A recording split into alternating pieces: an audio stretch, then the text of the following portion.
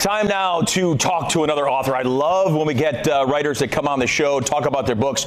Sur and Pebble Beach, Mystery in the Club.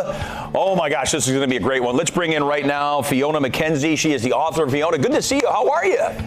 Great to meet you. I'm fantastic. Thank you for having me on. This is very exciting and fun for me too. Yes, exactly. All right, so I've seen the book, haven't read it yet. I can't wait to get involved in this because this is really cool. We're here in Northern California, obviously up in Sacramento. This kind of takes place in Carmel, Pebble Beach. A lot of us have been there. You're a former journalist, a Hollywood studio executive, a film director. You've done it all. Now you're writing books. How'd you get into this?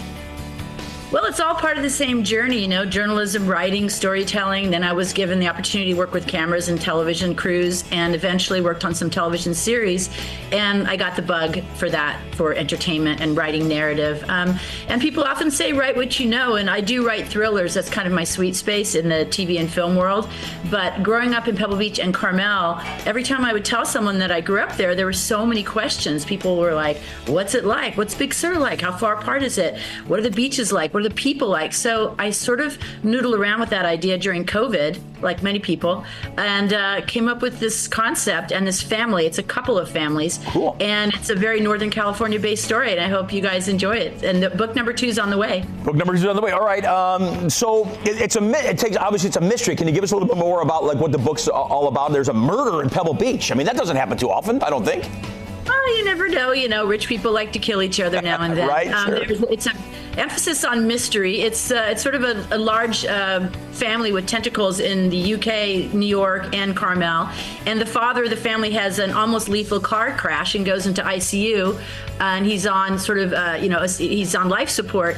And suddenly in the middle of that, they find out that there's a key man clause in his large business empire. And someone has to come in and run the company or else it's going to cave. And he selects his oldest daughter, who has no business in this running a company, doesn't know exactly what she's doing. She has to leave her life, upend her life in New York, and come back and jump into this sort of den of vipers, run the family company, and try to figure out who is after her father. Because what happens on about the 10th chapter in the book, the father goes missing from the hospital. He's abducted, basically. So there's twists and turns, and you don't really know who did it, but there's lots of people that could have done it. Yeah. And book 1 is just the beginning because there are more than one set of people that are after this gentleman. Love that. Oh my gosh, I can't wait to get this read in. All right, I know we're winding down on time. We still have a little bit left, though, so I want to ask you this. Some advice to somebody out there who wants to write their first book, who's getting involved, who wants to write.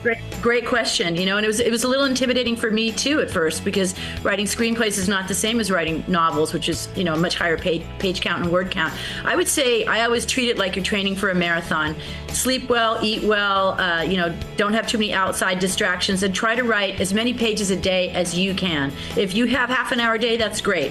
If you have more, chip away at it so it doesn't become this daunting task, because you want it to be fun and inspirational for you so that jumps off the page for your readers. So that would be my advice. Don't, chip away at it. I worked on it maybe an hour to an hour and a half a day over the course of 6 months, and I got it done. So anybody can, I think. I love that.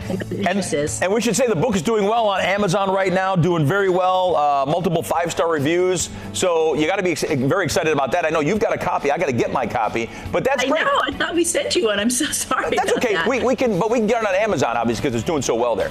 Amazon Kindle. There's an audiobook as well, which is doing really for people that are busy and like to drive and run and work out. I was also meant to, my publisher told me to mention that we're going to do a giveaway. If you go to my Instagram account, Fiona Mackenzie Media, we will be doing some giveaways of signed books for audience members that might want to have a copy. So feel free to share that information.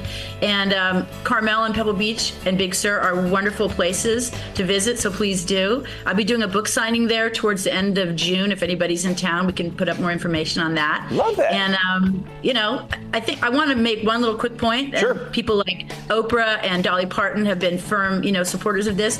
The book world is alive and well. People might be listening to books more than reading them, but the numbers are way up, and hopefully kids growing up are going to be just as interested in reading as you and I were when we were kids too. So. Exactly. Yeah. Let's get that reading back. All right. Hey, it was a pleasure getting to know you. Good luck with everything, and much more success. The Murder in Pebble Beach, Mystery in the Club.